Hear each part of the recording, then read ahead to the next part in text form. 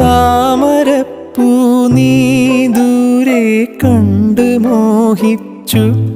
അപ്പോൾ താഴെ ഞാൻ നീന്തി ചെന്ന് പൂവ് പൊട്ടിച്ചു.